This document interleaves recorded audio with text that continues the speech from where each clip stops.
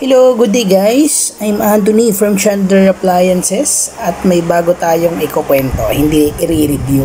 Ayun, ito nga pala guys is meron kaming kinabit or in-install na LG na brand. So bali sa madaling salita, LG is isa sa pinakamaganda at pinaka-quality brand pagdating sa air conditioning.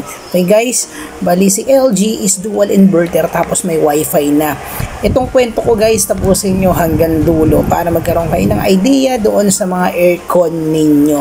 Okay guys, yung LG na to kasi guys is tumapat lang talaga sa amin. So bali, baka ma-experience nyo rin to sa brand na LG, especially sa kanya. Pero halos sa lahat tong brand na sinasabi ko na aircon, especially sa mga split type na na-experience namin guys, ang sakit sa ulo. Sipin mo, brand new sealed unit. So bali hindi pa siya naahawakan, sealed na sealed. Tapos pagkakabit namin halos isang linggo lang sira na agad. Okay guys, umpisahan na natin. Pero guys, pag bago pa lang kayo dito sa aking channel guys, please follow and share. Paki-subscribe naman ng aking channel para updated ka lagi sa lahat ng bagong video na aking i-upload. Ayun guys, start na tayo. Guys, ito yung kwento noon. So bali, ang unang-una niyan, kinabit namin to kay Ma'am Rose. Yun, shoutout sa iyo Ma'am Rose, napakabait mo tsaka napaka-understanding mo. Ayun, maraming salamat sa iyo. Ayun guys, kinabit namin siya, syempre bago. Okay, gumana siya. Pagkakabit namin, maganda yung pagkaka-install sa kanya. Napaka-tindi kasi ng mga installer namin. Shoutout sa mga installer namin. Very patient at saka very aggressive pagdating sa trabaho. Tsaka napakasipag. Yan, shoutout sa inyo. Tapos, balik na tayo. Kinabit na namin. After namin, pagkakabit. So, bali, 1 week pa lang tumawag na si client. Ngayon, pagtawag niya sa amin, Anthony, baka pwedeng papuntahan to sa mga tao nyo kasi yung aircon ko is parang hindi na nalamig. Okay guys, hindi na raw nalamig. Ayun guys, hindi na nalamig. Ayun, sumagot naman ako sa kanya kay Madam. Ma'am Rose, okay, sige po Madam, magpapapunta po tayo ng tao dyan para masettle natin yung problem nyo at maayos na natin agad, okay? Okay, pinintahan na namin guys. Pagpunta na namin kay Madam Rose, syempre, chinek up namin. Okay, nawalan nga siya ng refrigerant. So, bali, ayun yung mga common problem na nangyayari sa mga split type, especially pagka mga bagong install pa lang. Kahit gaano kagaling na installer, ayun, hindi nawa 100% yung pagkakagawa minsan. May nakakalusot pa rin minsan, ayun. Pagka-check namin, ayun, wala siyang refrigerant, dinouble check namin lahat ng possibility na pagkaka-check. Okay, dinouble check ulit. Tapos, kinargahan na namin ng refrigerant. Okay, lumamig na ulit siya. Pagka lamig niya, ayun, Ma'am Rose, okay na po yan. Naayos na po yung unit nyo at pwede nyo na ulit magamit. Ayun. Okay na guys. Napagana ulit natin. So, bali, lumalamig na ulit si LG na aircon namin. Okay guys, yung sinasabi ko na to, hindi lang para sa LG, para sa lahat ng brand to na split type. Baka ma-encounter nyo rin tong ganitong problem. Okay? Tapos, ang nangyari guys, naayos na namin siya. After 2 weeks, okay, tumawag na naman si Madam Rose. Anthony, bakit ganun? Kala ko ba naayos na to? Pero bakit? Ayun, nawalan na naman siya ng lamig after 2 weeks guys. Ayun, syempre kami supplier, binalikan na namin na naman yung aircon na yun dun sa pangalawang kabit. Baka naisip lang namin mayroon siyang leak dun sa pinaka-copper tubing na dinouble check namin. So bali yung mga isolation foam tinanggal namin yung pinaka-isolation foam, lahat, yung mga rubber niya, pinagtatanggal namin, nag-collapse kami ng panibago, tapos dinouble check namin, wala naman kaming na-trace na butas. Okay, wala kaming na-trace na butas guys. Tapos ngayon, after nun, nilagyan namin ulit siya ng refrigerant. Ayun, kasi wala naman kami na-check, dinouble check namin, tapos naglagay pa kami ng mga teflon doon sa mga dapat, dinouble check namin, triple check, na talaga kami makita. Tapos naglagay ulit kami ng rubber, tapos nilagyan namin ng refrigerant. Ang ganda ulit ng lamig niya. After nun, na malagyan namin ulit ng lamig, after 2 to 3 weeks, tumawag na naman si Madam.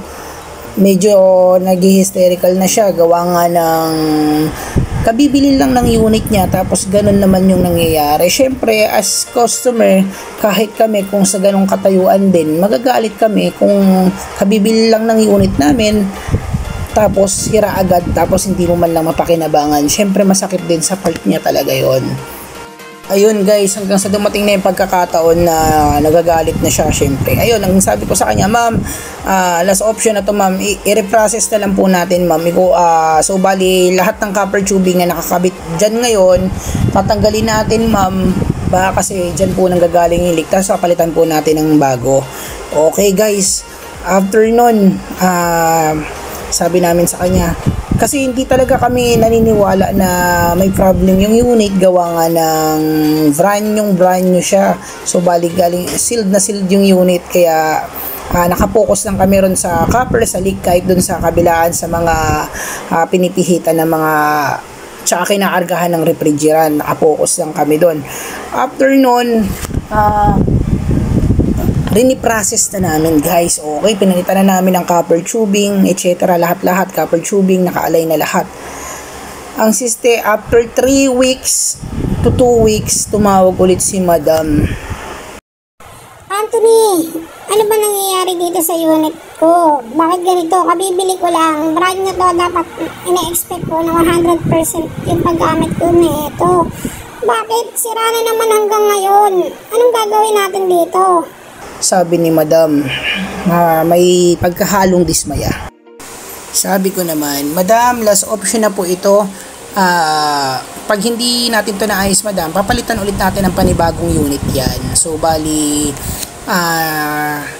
parang ang nagkaroon si Madam ng stress kay LG, o nagkaroon siya ng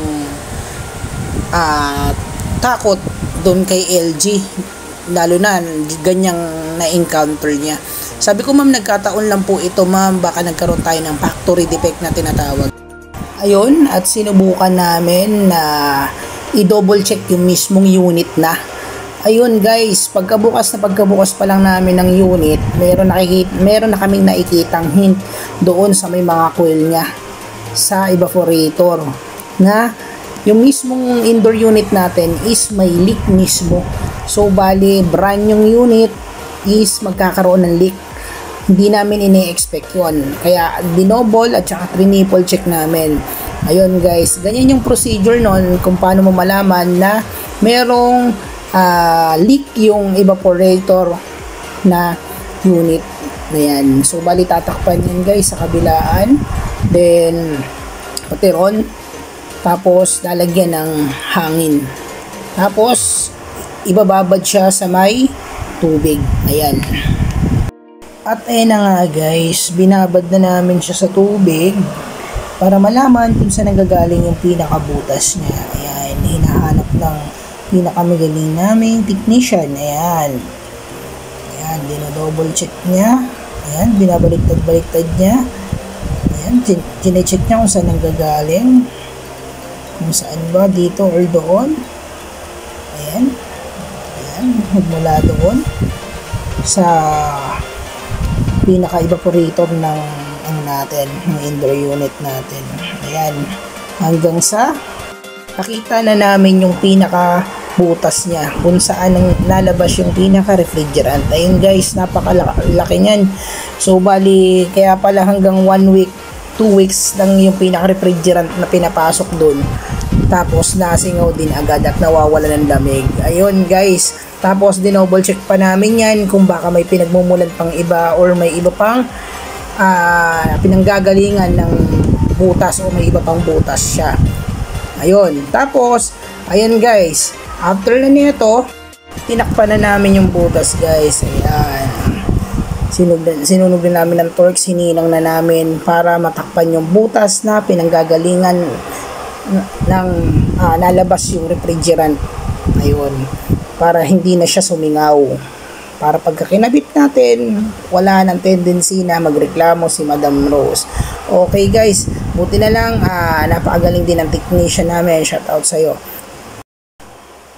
Ayan, tinakpan na namin yan guys, naghinang na kami para matanggal na yung butas at maitabit na namin to.